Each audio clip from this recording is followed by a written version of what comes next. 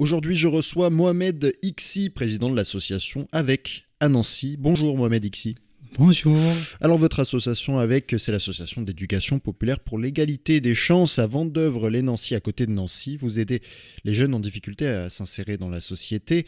Et pour la deuxième année consécutive, vous organisez un concours d'éloquence auquel tous les jeunes de Meurthe-et-Moselle peuvent participer de 15 à 18 ans. Ils ont jusqu'au 1er avril pour s'inscrire.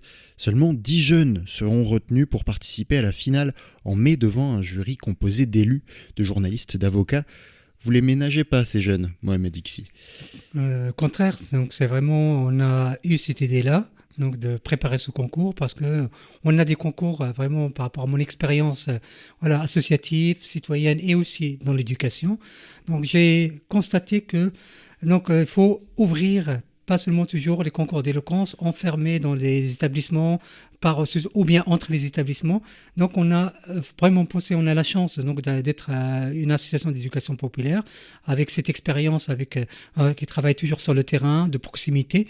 Et on a pensé qu'il faut ouvrir vraiment à tout le monde, à tous les jeunes qui sont parfois à l'extérieur des établissements, qui sont parfois dans des formations d'alternance ou même parfois dans l'engagement, pour leur donner aussi leur chance, parce que parfois ils ont vraiment une capacité, des talents cachés, mais ils n'ont jamais eu la possibilité de s'exprimer, d'avoir aussi l'envie de dire ce qu'ils pensent. Et c'est pour ça que nous, l'association, cette année, pourquoi on a choisi le thème qui est un jeune, c'est pas un problème mais une solution. Pourquoi? Parce que c'est une année aussi qu'on a une année pour la jeunesse. C'est-à-dire toutes les activités de l'association, cette année, c'est pour la jeunesse. Et c'est pour ça qu'on a essayé de valoriser cette jeunesse pour leur donner au moins un moment d'expression et aussi de liberté. Mais comment vous faites pour leur donner envie, justement? Parce qu'il y a souvent des jeunes qui sont timides, mais qui ont au final l'envie de participer. Mais comment on fait à ces jeunes-là pour leur dire « mais venez vous inscrire au concours d'éloquence » ? Parce qu'on a vraiment préparé vraiment des séances vraiment d'ouverture et une séance vraiment de comprendre, de prendre confiance en soi. C'est-à-dire qu'il n'y a pas seulement venir participer au concours, non, c'est ça le but. Et c'est pour ça que l'information a été envoyée à tous les organismes, etc., qu'ils étaient vraiment heureux parce que c'est donner vraiment la possibilité avec des spécialistes, des professionnels qui seront là presque un mois, 2 mois à les préparer.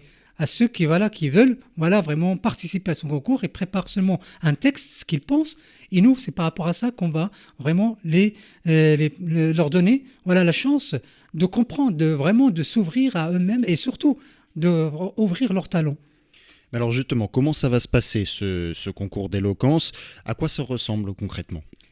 Premièrement, on va recevoir les textes. Tous les organismes, tous les lycées, etc.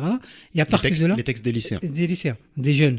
Et à partir de là, on va trier avec des spécialistes, avec des professionnels, parce qu'on est en partenariat avec des avocats, partenariat avec des journalistes, des comédiens, et en même temps, on a aussi partenariat avec la fac de droit, Sciences Po. Tout ça, on va préparer ensemble, on va regarder ensemble le texte. Ce qui nous apporte, c'est le contenu.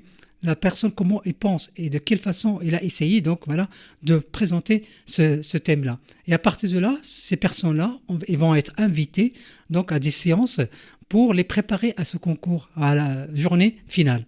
10 lycéens seulement seront sélectionnés pour participer à ce concours d'éloquence.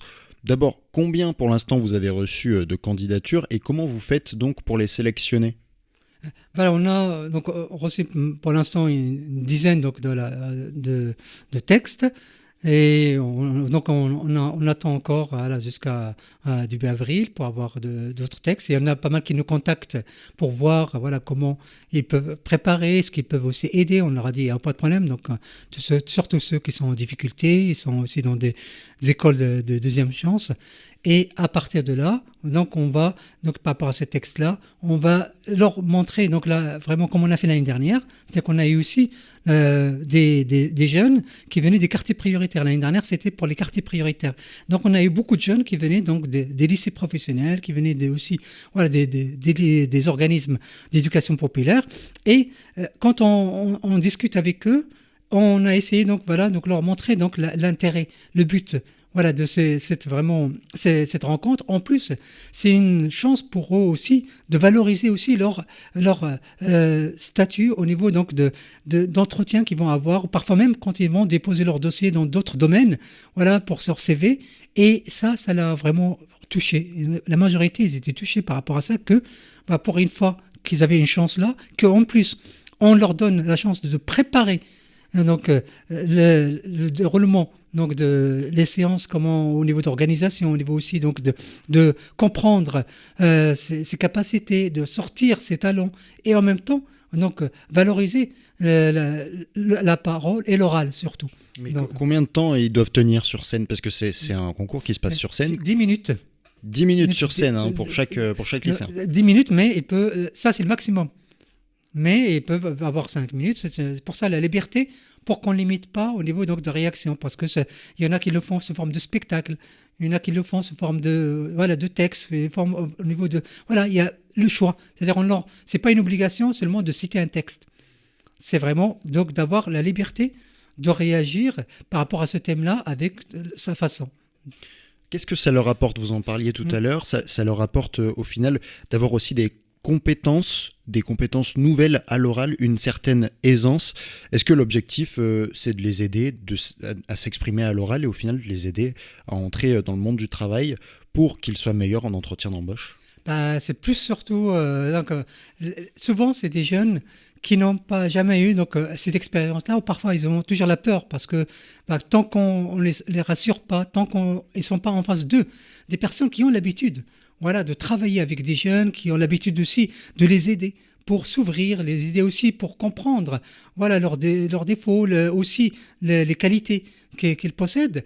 Et quand ils ont compris donc, cette chance-là, et que quand ils ont, au départ, ils ont toujours la peur quand ils commencent, comme on a fait, donc ils ont toujours la peur. Mais après, dès qu'ils commencent à travailler, à écouter les personnes qui sont en face d'eux, c'est vraiment la joie. Même ceux que parfois, comme l'année dernière, on a eu, donc beaucoup, on a eu une quinzaine, au départ, ils ont cru que ça va être comme l'école. Ça va être comme aussi pareil, donc on va encore leur parler que des paroles, mais à la fin, il n'y a pas vraiment donc, une ouverture pour comprendre voilà, la façon dans laquelle ils peuvent améliorer leur capacité de l'oral. Et surtout quand on a maintenant, ce qu'on regarde plus, on mélange. Ce qu'on dit, c'est la parole, c'est presque la même chose que l'écrit. Voilà, au niveau des SMS, au niveau des réseaux sociaux, et parfois on ne fait plus la différence voilà, par rapport à la qualité, par rapport au vocabulaire, faire passer un message. Mais alors, justement, ils vont avoir plusieurs cours au final pour pouvoir vraiment bien performer à l'oral lors de la finale en mai.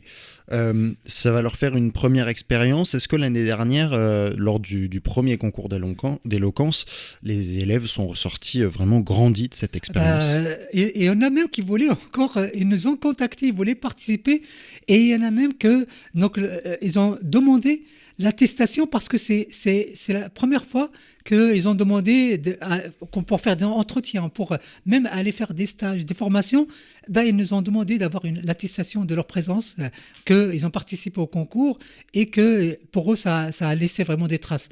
Parce que donc ils ont commencé maintenant à se libérer, à prendre des risques.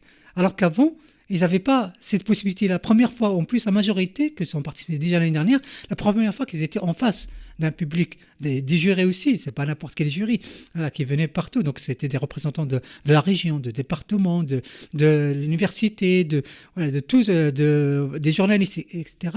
Et ça, pour eux, parler devant ces personnes-là, en plus en face d'eux, voilà, des habitants donc, qui étaient présents à l'écoute et valoriser donc voilà leur sujet, et pour eux c'était vraiment la première fois, mais aussi pour eux c'est vraiment une ouverture, c'est comme si parfois ils sont revus. Et ça, c'est une chose que nous, on l'a vu dans leur visage, et même quand on leur a, parce que après moi j'ai pris chaque candidat et j'ai essayé de vraiment de poser des questions. Et après, on avait fait un article pour ça, donc les témoignages qui étaient vraiment bouleversants par rapport après. Mohamed Ixi, vous êtes président de l'association avec une association d'éducation populaire à Nancy.